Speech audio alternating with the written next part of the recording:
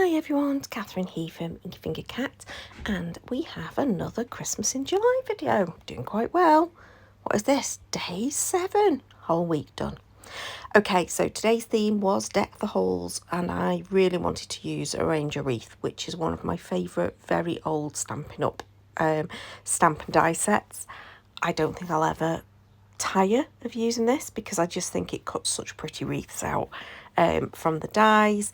It's quite a pretty stamped image as well, and then it's got some additional little bits. So I decided I was definitely using the wreath dies, but I was going to use the leaf elements that were in that stamp set, and also the leaf elements that are also in the other stamp set that I pulled out, which is the Merriest Moments one.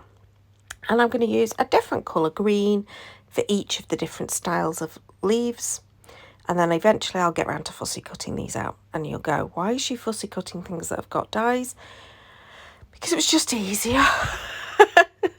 Sometimes when you're die cutting, it's easier to fussy cut than it is to die cut. I don't know why, but it is. Anyway, pop those to one side. And now I'm going to create myself a paper, although it's a cardstock, in all of those colours of greens that I'll then die cut the wreaths out. And I'm just doing it in a really messy way. So I've got this sort of like surface that I use that's from Clarity Stamps. I've had it for years. I think it was called a Splatterway or something like that. I can't remember. And every so often I do a bit of a drying session, but I'm not adding much water to this, to be fair. And it's quite a porous cardstock, so it doesn't take too long to dry. Plus this was a really hot day I was filming this on a few weeks ago for when this is getting released. So it dried really quickly. I did finish off with the final colour, which was Tranquil Tide, and just did that as a splatter rather than as a layer of ink.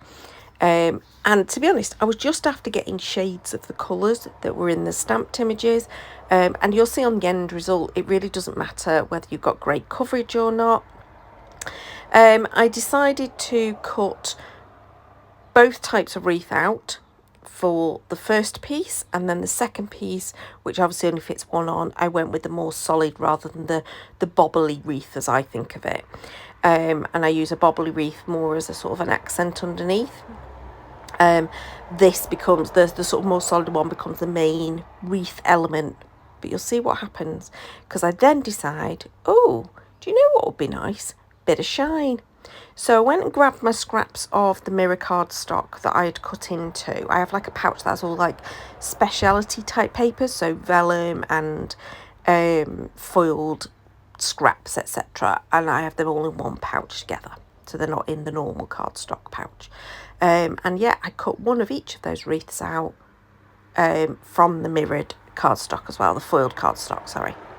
And then I set to on doing fussy cutting, because at the time I was listening to an audiobook, so I wasn't like I'm in a massive hurry or anything along those lines, and I just enjoyed myself. And I've sped it up quite a lot. I think it's times 12 at this point, but I quite enjoyed myself. It took about an hour to make these 2 cards, and the whole way through I was just listening to my audiobook and really enjoying myself, quite chilled out. And so might have been quicker to do the die cutting, but I actually think it might have required more concentration to like line up each stamp, etc. Whereas here I wasn't really thinking much. I was just following the pattern and cutting out with a little white border around each one. I don't know, it was a relaxing thing to do, but I know it's not for everyone. Actually, the stamped leaf images that are from Arrange a Wreath, they don't have matching dies. They have separate leaf dies that are in there that are more of a solid type. And similarly, the dies for the wreath don't cut out the stamped wreath. So it would have only been the Merriest Moments stamps that would have had dies for them. But you can see here, a lovely little puddle of my green leaves, and it becomes a very green themed card. Do end up adding just a tiny little bit of colour at the end, but yeah, it's very much green and white is the only kind of colours that come into this until the very end. So I do enjoy it.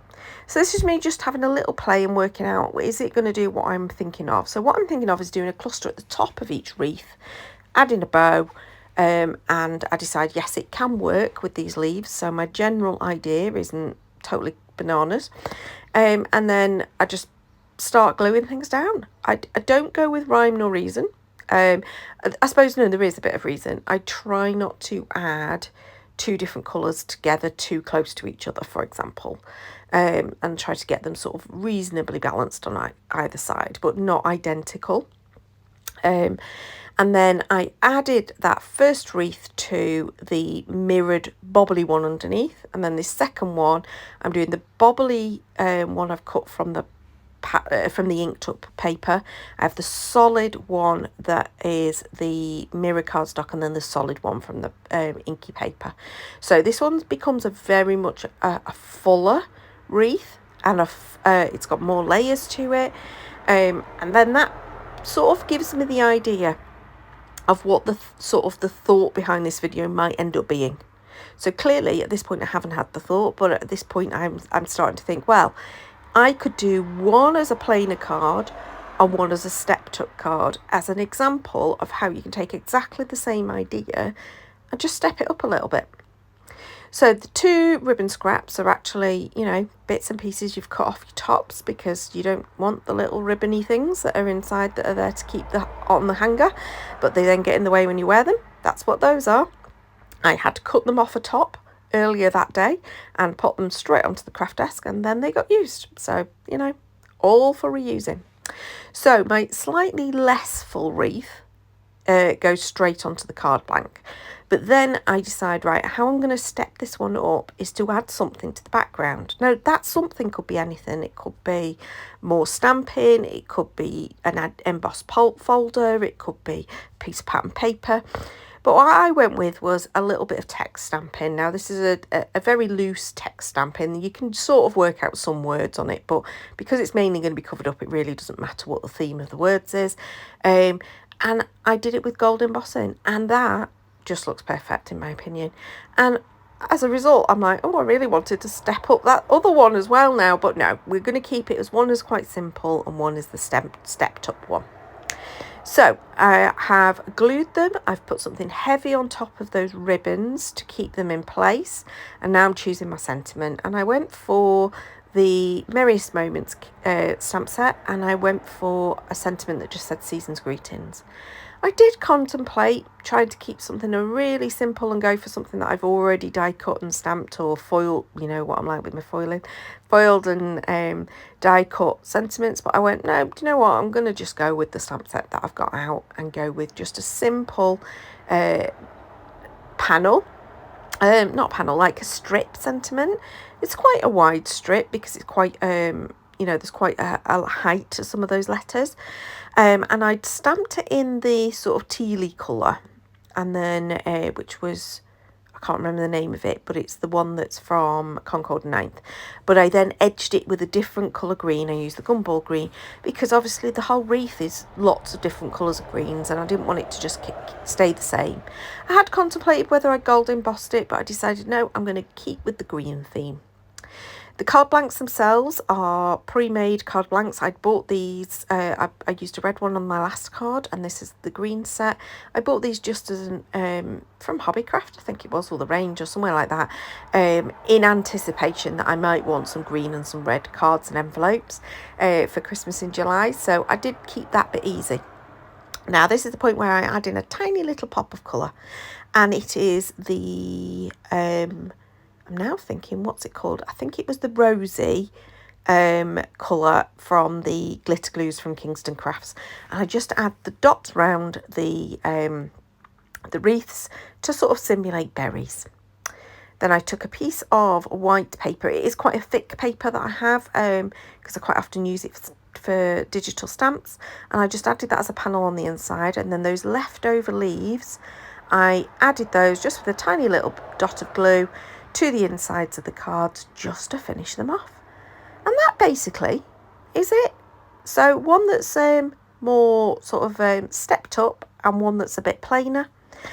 I really like this. I encourage you to go and look through your old stash if you've got old stamps that you love and you've not used for ages, or old dies that you've not used for ages, and then see how you can make a card and then step it up. So that's my little challenge to you. Obviously the theme for this time was deck the halls. I think my wreath will be absolutely decking the halls, and I think I've met that criteria well and truly with my beautiful green cards. So I hope you enjoyed that. Please do give me a thumbs up if you did, comment below, and please subscribe to see plenty more Christmas in July, hopefully to come. I'm trying to do it for the whole month. So subscribe, hit the notification bell, etc, etc. Thanks for watching. Till next time, bye bye.